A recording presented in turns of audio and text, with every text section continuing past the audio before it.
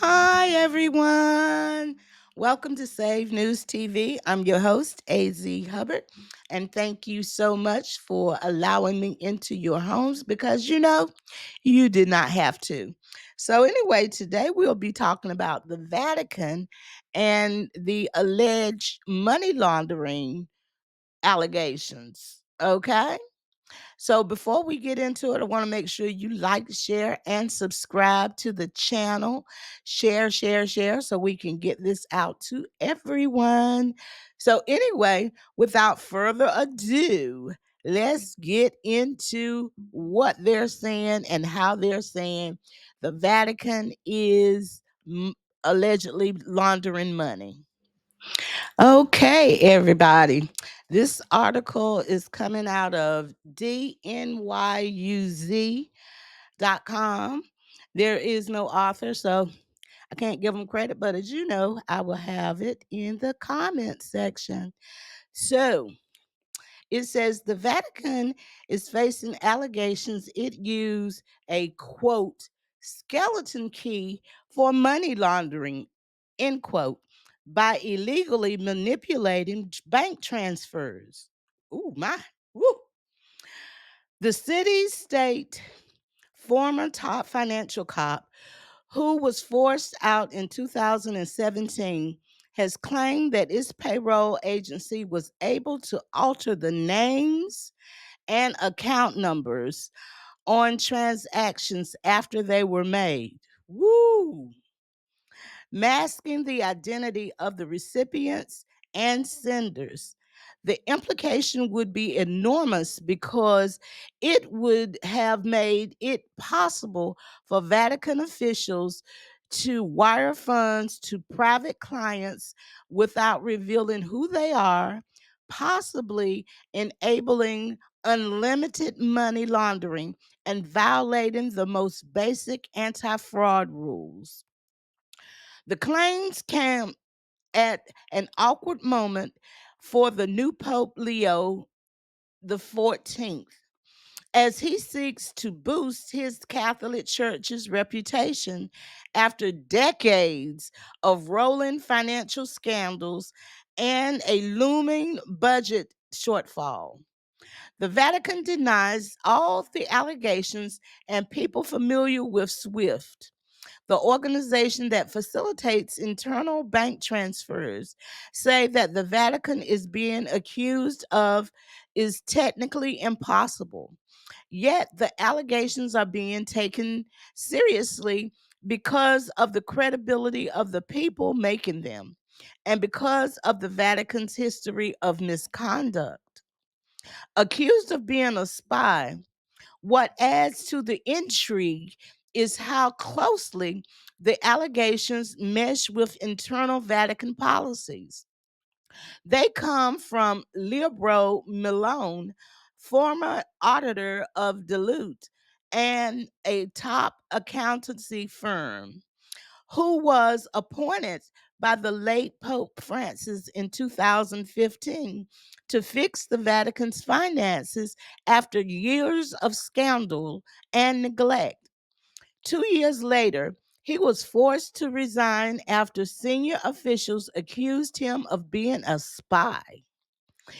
He claims he was pushed out because he had identified financial wrongdoings connected to the city state's former police chief and cardinal, Giovanni Angelo Baccu, who was convicted of embezzlement in 2023 after misusing Vatican funds.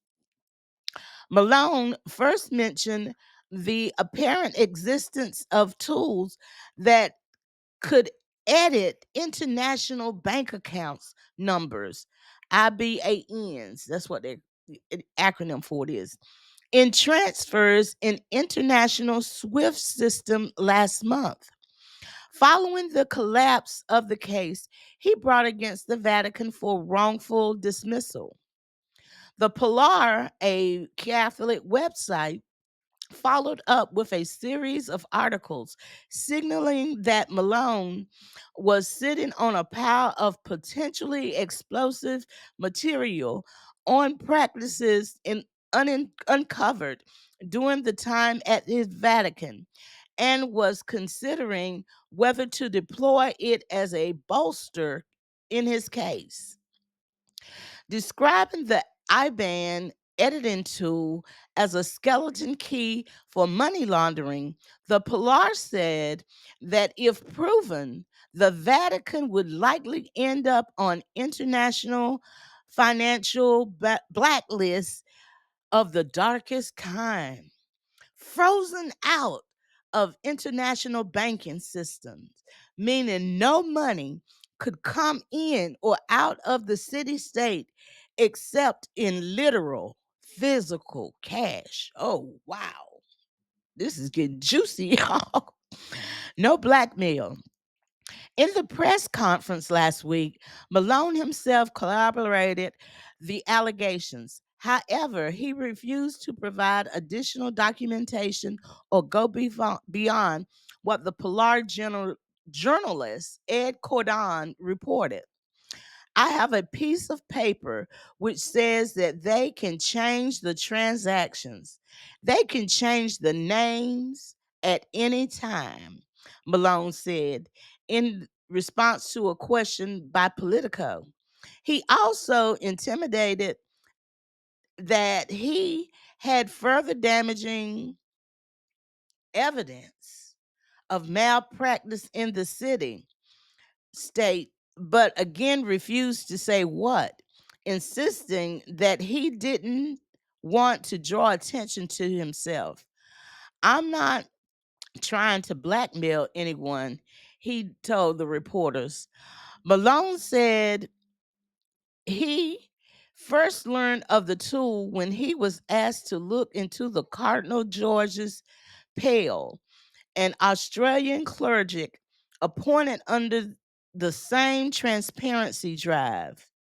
Pale was forced to return to his native country in 2017 to face child abuse allegations, for which he was later cleared. He died in 2023.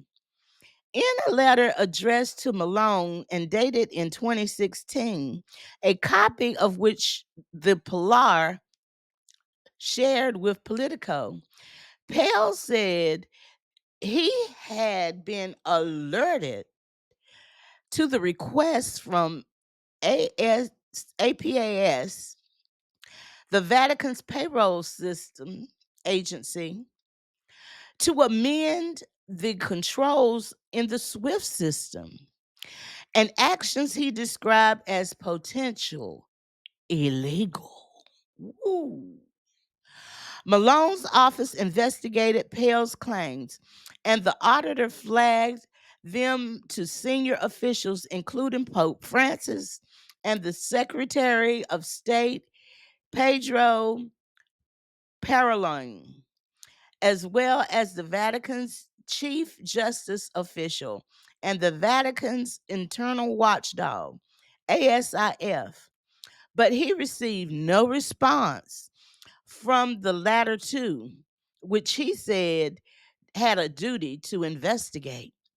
Part of the broader pattern of institutional resistance to Francis' reform effort, in which the late pontiff was routinely outmaneuvered, he said, completely unfounded. The Vatican has vehemently denied the allegations.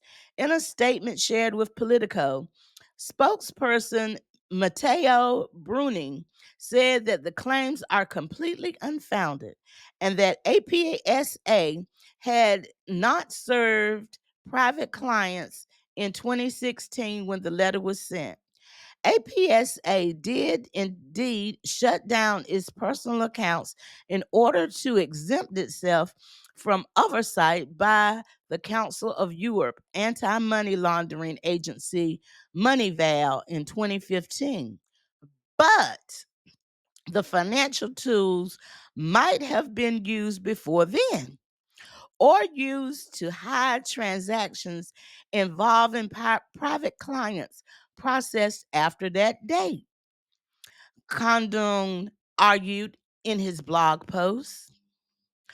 Bruni also denied any continued malpractice, pointing to audits of APSA by Watchdog ASIF and PricewaterhouseCoopers between 2020 and 2024 that found no anomalies.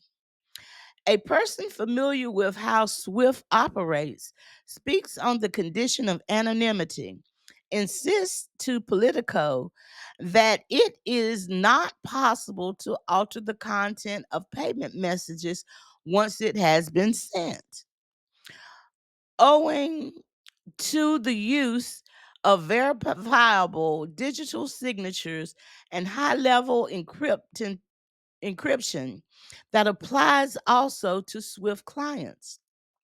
Malone said he did not know exactly how the tools would have bypassed the restrictions, but that he saw evidence that transactions were edited. Oh gosh. God's banker. Ahead of May conclave that elected Leo, Cardinals complained about the budget deficit that is said to have widened substantially in recent years, thanks to downturn in donations that accelerated under Francis.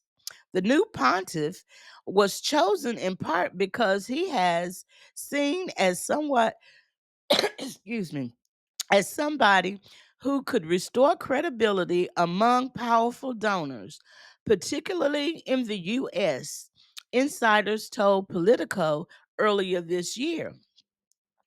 Recent developments have already restored some confidence. After bumper earnings report earlier this year by the Institution of Works of Religion, IOR, the Vatican's long troubled investment vehicle, APSA, recently recorded 62.2 million liras in profit for 2024, up from 45.9 million liras. Malone's allegation would undermine that progress and resurface unhappy memories of financial scandals past that date back to the days of Pope Paul the 11th and John Paul II in the 80s and 90s.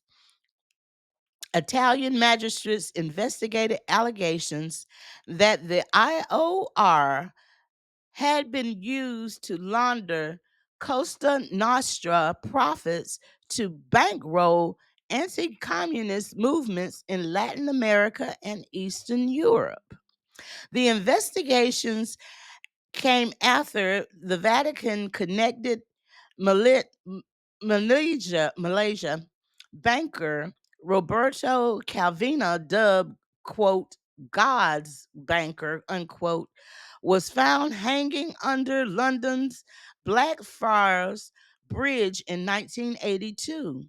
Calvi was alleged to have aided the scheme in concert with an array of international interests spanning not only with IOR, but also far right political and business figures, Italian Freemasonry, and the U.S. intelligence service. The Vatican never acknowledged wrongdoings, but did admit moral involvement for the collapse of Calvi's bank, Banco Ambrosino. More recently, in 2023, Cardinal Beccayu, a once powerful cardinal in the Vatican's Secretary of State, was convicted after being found to have siphoned Vatican funds to the Sardinian charity connected to his family. He was also convicted for his role in the botched London real estate deal that cost the Vatican over 100 million liras. Well, everybody,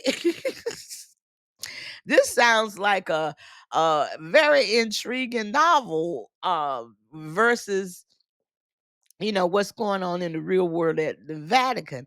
But they say truth is better than fiction. So tell me what you think of this.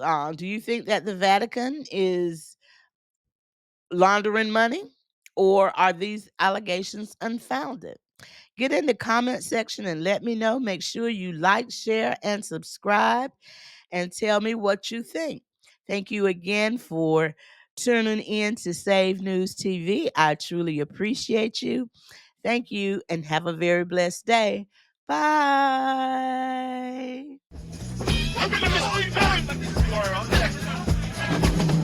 I'm writing lines to lift you